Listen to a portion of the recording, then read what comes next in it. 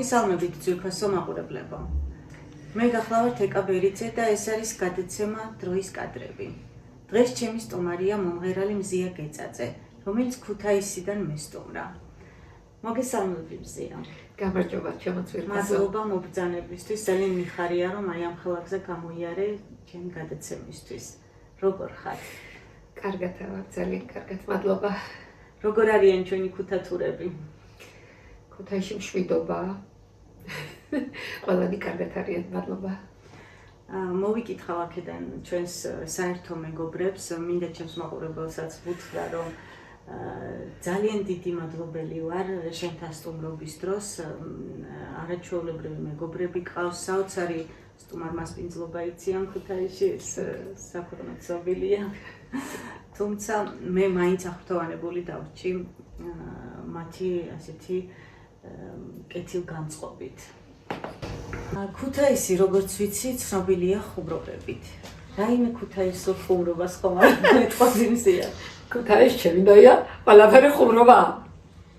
აქანე წევი და მევიდა და მთელი ამბები. აქენ სიმონ ქუთაისი. ზაქეს რო არ ამოდიოს ხალხია, ჩემი დაი თვილი. აბარა.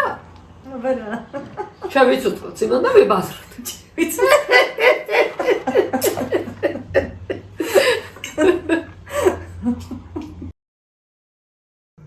მზია, მოდი სტანდარტულად დავიწყებ და გკითხავ, როდის აღმოაჩინე შენში სიმღერის ნიჭი? სულ პატარაობიდან, უბრალოდ მე კი არა დედამ აღმოაჩინა ჩემში სიმღერის ნიჭი და შემდეგ შემიწყო ხელი რომ ეს ნიჭი გაანგებითარებინა. მუსიკალური სკოლა, სასწავლებელი, კონსერვატორია და რა ვიცი, მის შემდეგ სულ მღერი სცენაზე. და საკმაოდ წარმატებული მომღერალი ხარ. ძალიან ბევრი ახალი სიმღერა გაქვს შესრულებული მოკლე დროში და კლიპებიც მათ შორის. როგორ ახერხება ამას?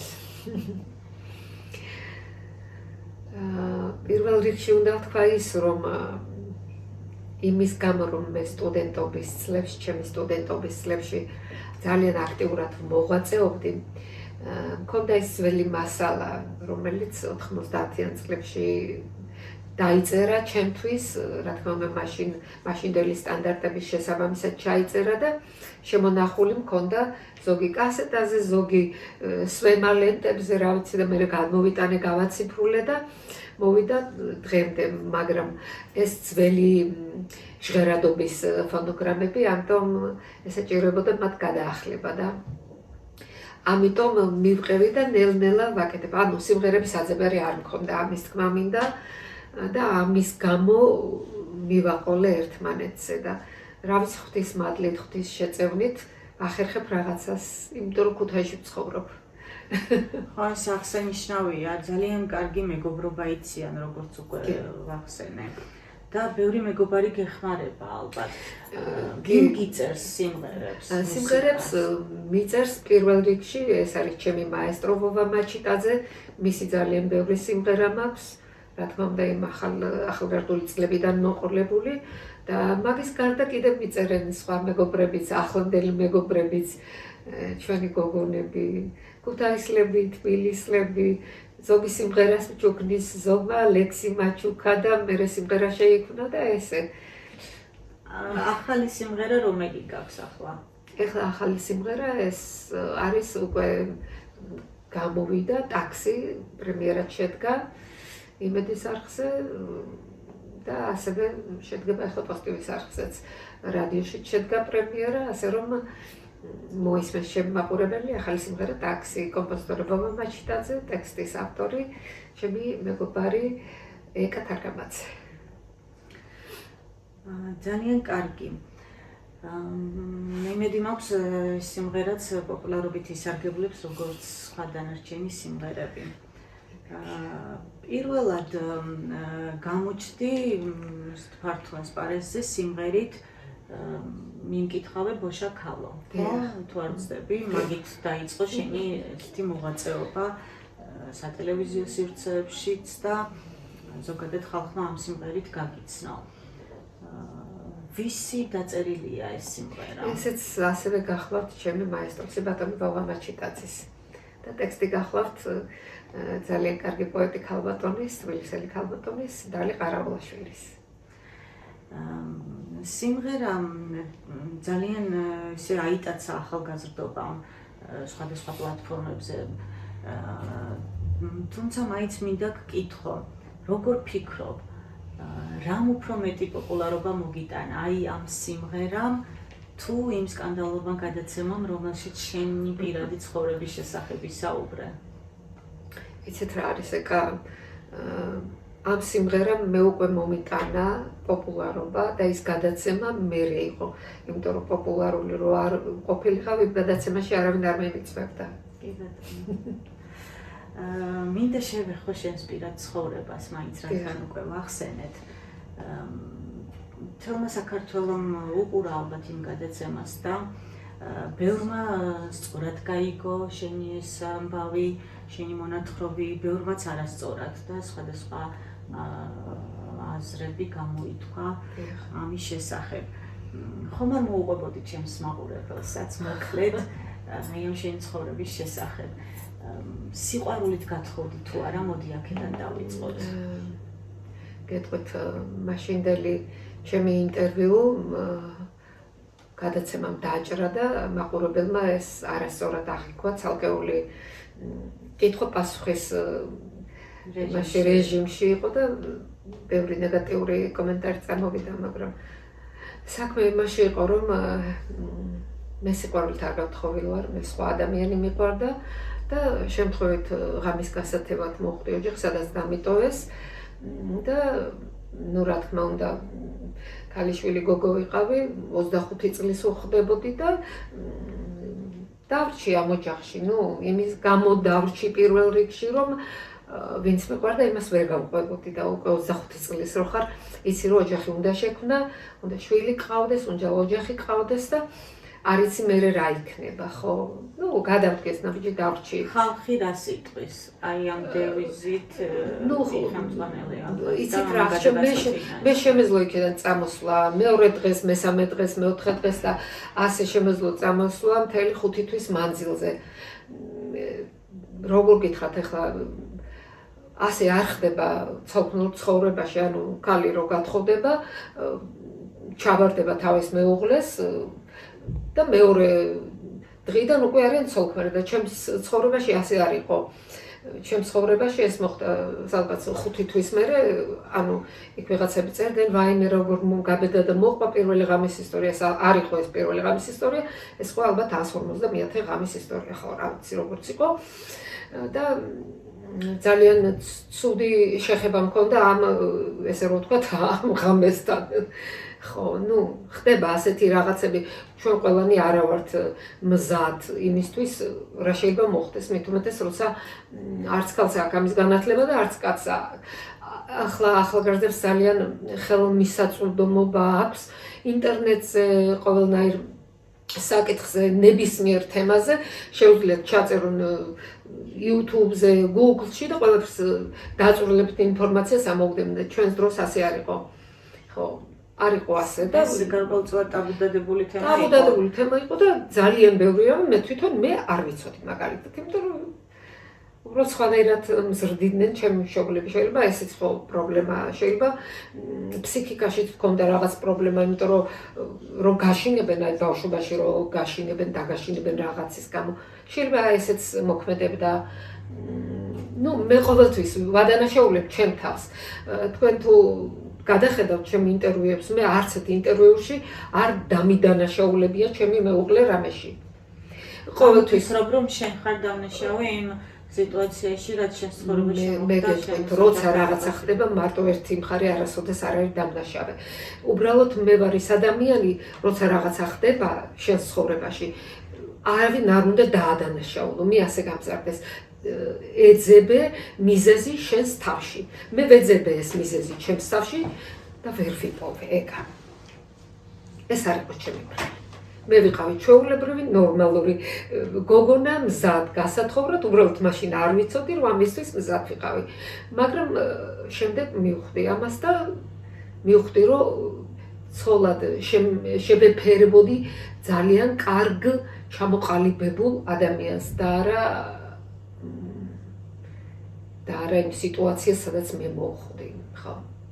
ამაზე მწყდება გული, რა თქმა უნდა, მაგრამ არა უშავს ესეც გადავლახე მე რა თუ ასე არ არის, ყველას ასე და ისე არ ხვდება ბედი, ხო?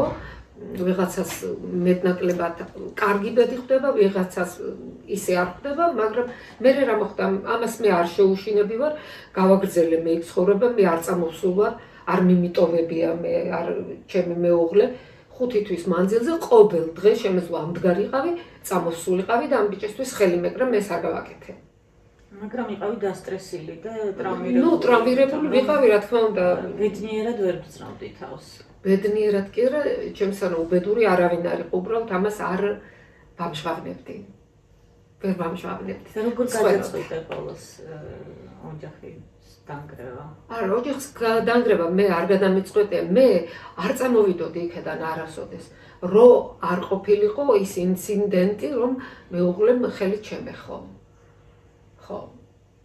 ფიზიკური ხელყოფა იყო, თორემ მე არასდროს არ წამოვიდოდი, მე ჩემი ნებით ოჯახს არ დავანგრევდი, იმიტომ რომ როგორც შემახვედრა ღმერთმა, ვფიქრობდი ასე, რომ ესე იგი ასე ესაჭირო და მე უნდა მოვითვინო ეს ვზიდო ჩემი ჯვარი. ძალიან ბევრი ქალბატონი ასე ფიქრობს საქართველოში და მეც ასე ვფიქრობდი. მე არ წამოვიდოდი ოჯახიდან, მე არ დავანგრევდი ოჯახს. ახლა ასე ვფიქრობ, რა თქმა უნდა. ახლა ასე ვფიქრობ. ახლა რაც უფრო დრო გადის, სულ ვორწმუნდები, რა სწორი ნაბიჯი გადამიდგას და უფრო ადრე უნდა წამოსულიყავი. თუმცა ყავს არაჩვეულებრივი შვილი, ხო.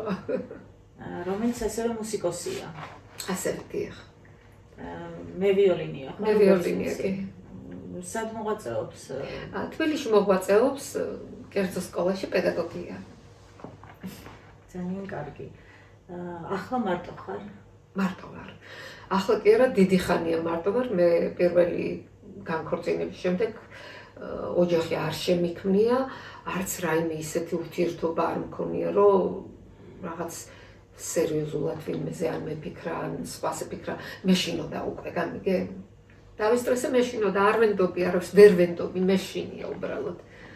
თორე სურვილი მქონია, გამივლია გონებაში აზრში, რომ კი, რატომაც არა, აი ოჯახი ძალიან აუცილებელია ეკა ქალისთვის. ოჯახი შენი საყრდენია, შენი სიმშვიდის საწინდარია, მაგრამ ნუ არ არის ახლა ძალიან არ შეიძლება ოჯახში ხნა. რა თქმა უნდა, ასეა და ყველაფერი წინ გავს.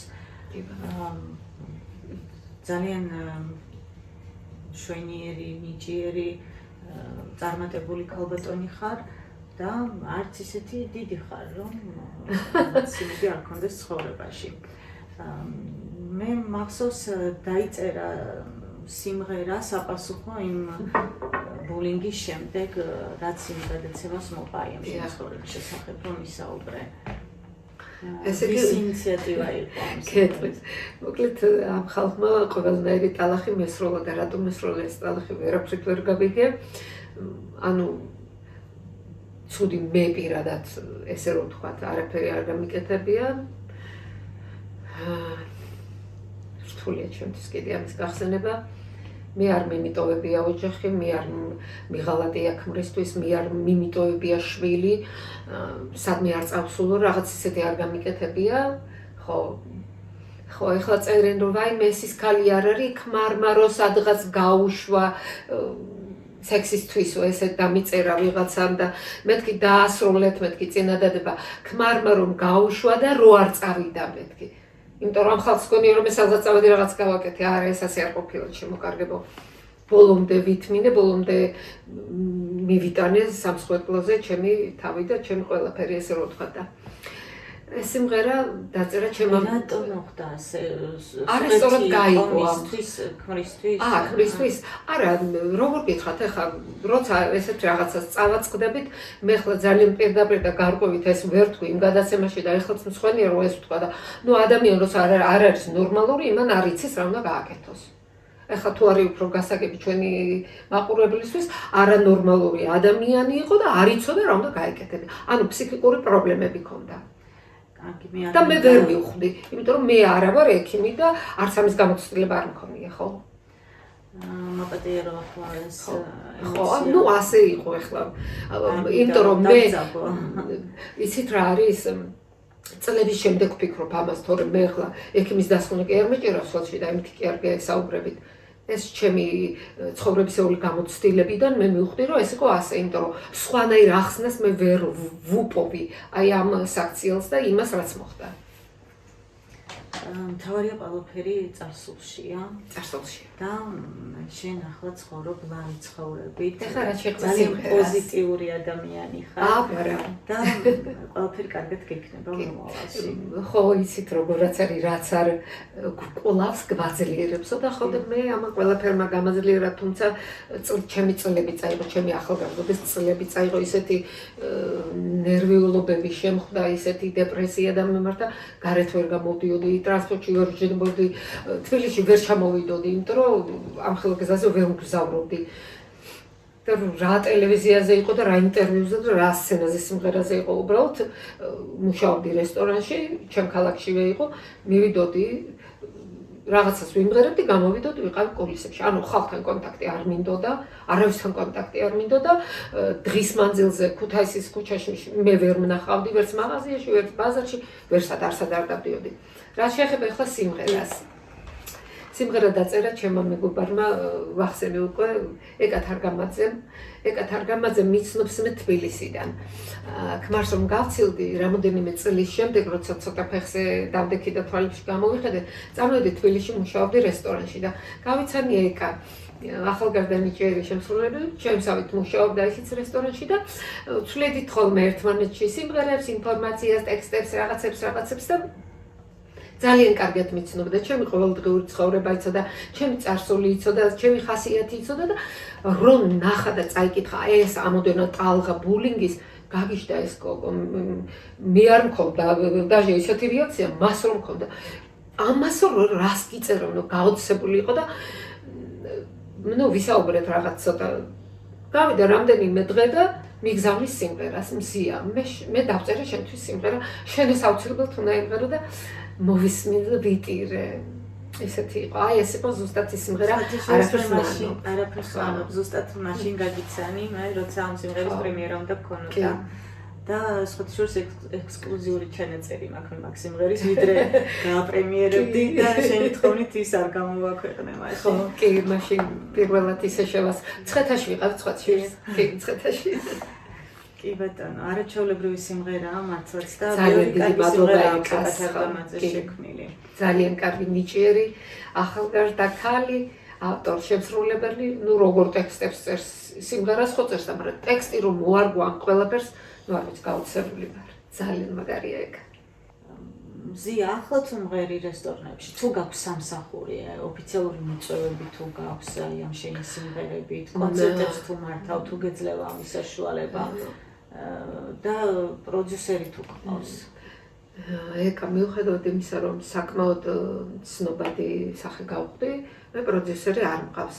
არავინ არ შემომხმიანებია, რომ ჩემთვის ეს შემოეთავაზებინა და მე კიდე ამ კატეგორიის ადამიანებს არ ვიცნობ, თუმცა კულუარულად გავიკითხე და რამდენიმეს ვთხოვე კიდევაც, რომ აბა იქნებ დამიგეგმოთ კონცერტები, იმიტომ რომ მე ერთი სოლო კონცერტი მქონდა უკვე თბილისში და ძალიან გაამართლა სოლო კონცერტმა, მაგრამ ის მე არ მქონია.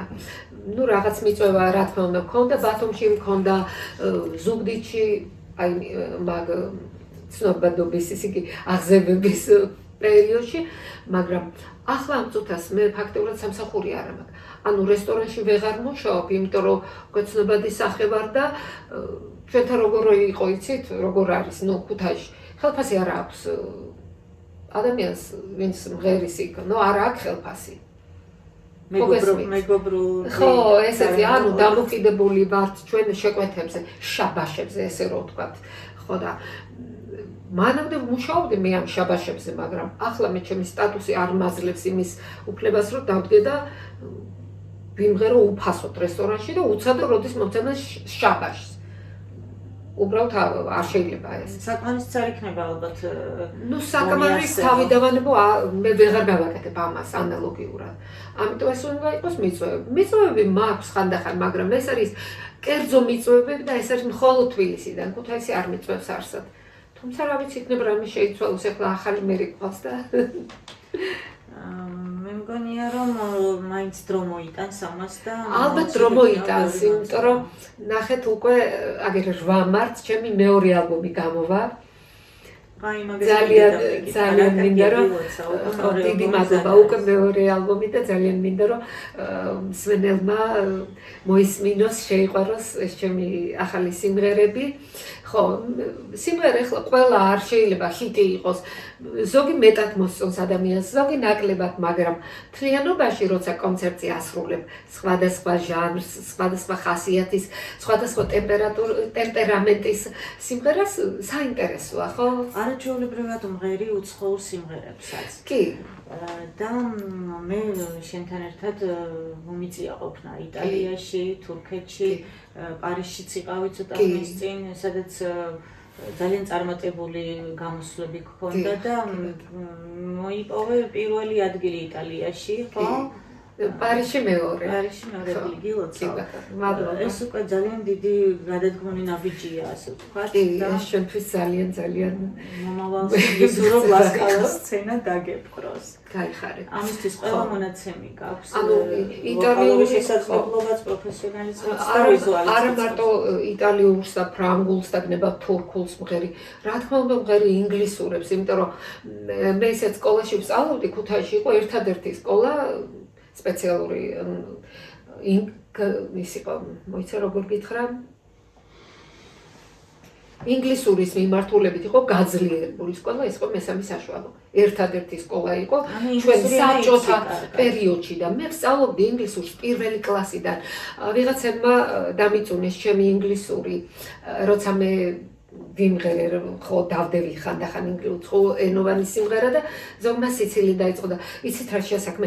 ეხლა რომ ინგლისურია შემოსული, ეს არის ამერიკული იმითი სტილით, ნაკლონით როგორ არის ქართულად როგორ უნდა თქვა.